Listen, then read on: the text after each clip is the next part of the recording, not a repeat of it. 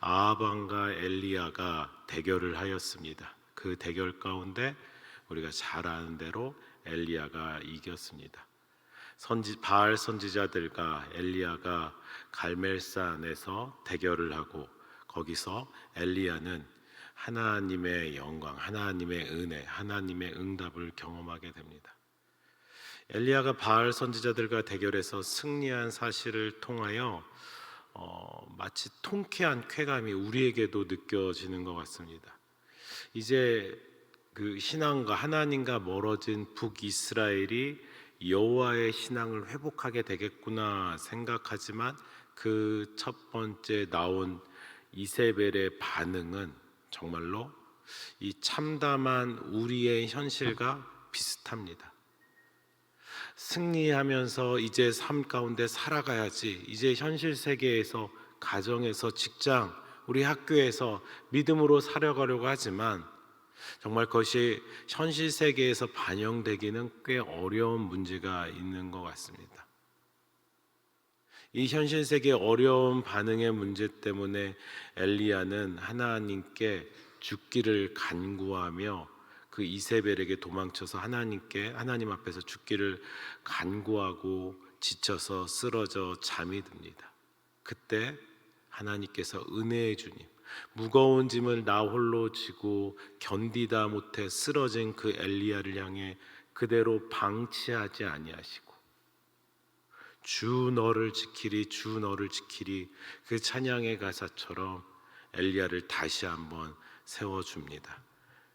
오늘 날주의 말씀 열왕기상 19장 1절과 2절 본문의 말씀을 읽었는데요, 3절 그리고 4절의 말씀을 같이 읽겠습니다. 같이 읽습니다. 시작. 그가 이 형편을 보고 일어나 자기 생명을 위해 도망하여 유다에 속한 브엘세바에 이르러 자기의 사환을 그곳에 머물게 하고, 4절입니다. 자기 자신은 광야로 들어가 하루길쯤 가서 한 로뎀나무 아래에 앉아서 자기 일가 죽기를 원하여 이르되 여호와여 넉넉하오니 지금 내 생명을 거두시옵소서. 나는 내 조상들보다 낫지 못하나이다 하고, 너무나도 큰 위대한 승리를 경험한 상태입니다. 그런데 한 사람, 이 현실 세계에 부딪혀서 이세벨이라는 여왕 앞에 도망하여져서 하나님 앞에 말합니다. 여호와여, 이 정도면 됐습니다. 여기까지 한 것도 정말 대단한 것 같습니다. 이 정도면 넉넉하니까 주님 이제 내 생명을 거두어 주세요 말을 하고 있습니다. 지쳐서 쓰러져 있을 때, 이 무거운 짐 나 홀로 질 수 없다라고 말할 때, 그때 하나님께서 천사를 보내십니다. 5절서부터 8절의 말씀 우리 같이 함께 읽도록 하겠습니다. 열왕기상 19장 5절서부터 8절의 말씀 같이 읽습니다.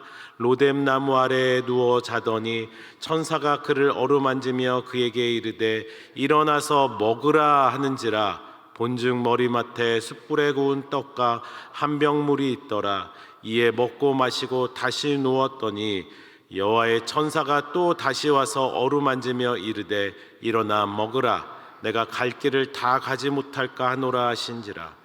이에 일어나 먹고 마시고 그의 음식물의 힘을 의지하여 40주 40야를 가서 하나님의 산 호렙에 이르니라. 아멘. 하나님께서 살리십니다. 하나님께서 다시 힘을 주십니다. 하나님께서 다시 사명을 주시는 은혜를 경험하게 됩니다. 지쳐서 쓰러질 때, 내가 어떻게 할 수 없을 때, 사람의 끝은 하나님의 시작인 줄 믿습니다. 오늘 엘리야는 그것을 경험하고 있습니다. 또 다른 오늘의 날주의 말씀입니다. 우리가 잘 아는 다니엘의 말씀입니다. 다니엘서 1장 3절에서 5절의 말씀을 같이 함께 읽도록 하겠습니다. 다니엘서 1장 3절에서 5절의 말씀 같이 읽습니다. 왕이 환관장 아스부나스에게 말하여 이스라엘 자손 중에서 왕족과 귀족 몇 사람 곧 흠이 없고 용모가 아름다우며 모든 지혜를 통찰하며 지식에 통달하며 학문에 익숙하여 왕궁에 설만한 소년을 데려오게 하였고 그들에게 갈대아 사람의 학문과 언어를 가르치게 하였고 또 왕이 지정하여 그들에게 왕의 음식과 그가 마시는 포도주에서 날마다 쓸 것을 주어 3년을 기르게 하였으니 그 후에 그들은 왕 앞에 서게 될 것이더라. 아멘. 우리가 잘 아는 다니엘서의 배경의 말씀입니다. 볼모로 잡혀왔습니다. 귀족들과 똑똑한 사람들이. 그래서 정책적으로 이스라엘의 문화를, 이스라엘의 신앙을 말살하려는 정책 가운데 귀족들을, 귀한 사람들을 데려와 일부러 교육을 시키고 있습니다. 그런데 그 교육을 하루 이틀 하는 것이 아니라 1년, 2년, 3년이라는 시간이 지났습니다. 충분히 동화되기도 충분한 시간 가운데 있습니다. 그 시간 가운데 다니엘이, 새 친구들이 이름까지 바뀌게 됩니다. 충분히 그 세상 문화 가운데 빠져들 수 있는 시간이지만 그들은 어떻게 합니까? 다니엘서 1장 8절과 9절의 말씀 같이 함께 읽도록 하겠습니다. 다니엘은 뜻을 정하여 왕의 음식과 그가 마시는 포도주로 자기를 더럽히지 아니하리라 하고 자기를 더럽히지 아니하도록 환관장에게 고하니 하나님이 다니엘로 하여금 환관장에게 은혜와 긍휼을 얻게 하신지라. 아멘. 포로로 잡혀온 것과 같은 어쩔 수 없는 사람, 포로로 잡혀와서 이제 내 인생, 내가 할 수 있는 모든 것은 할 수 없는 끝과 같은 상황입니다. 그 상황 가운데 다니엘은 뜻을 정합니다.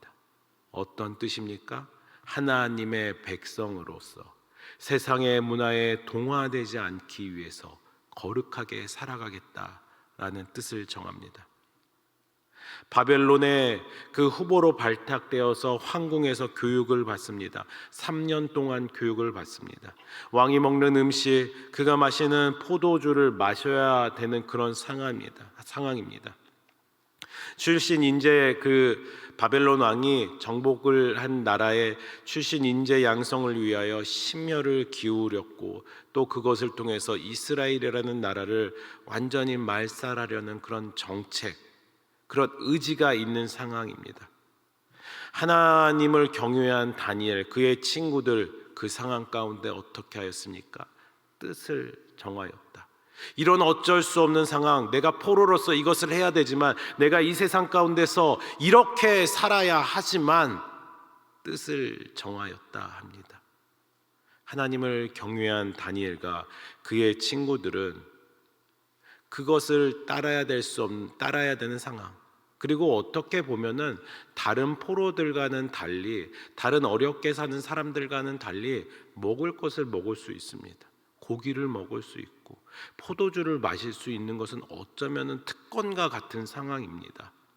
그런데 그 특권, 그 어려움, 그 고난의 시간 가운데 그들은 왕의 음식과 포도주를 먹게 된다면 하나님의 율법을 범하고 자신을 부정한 음식으로 더럽히게 될 것이다 라고 영적으로 생각합니다. 동시에 그들이 만일 왕이 정한 음식과 포도주를 거부한다면 왕명을 어길 수밖에 없는 상황으로 큰 벌을 받고 또 어쩌면 하나님의 영광을 가리운 것은 아닐까 생각하게 됩니다. 크나큰 시험입니다. 그들은 어떻게 합니까? 다니엘은 왕의 음식과 포도주로 자신을 더럽히지 않기로 뜻을 정합니다.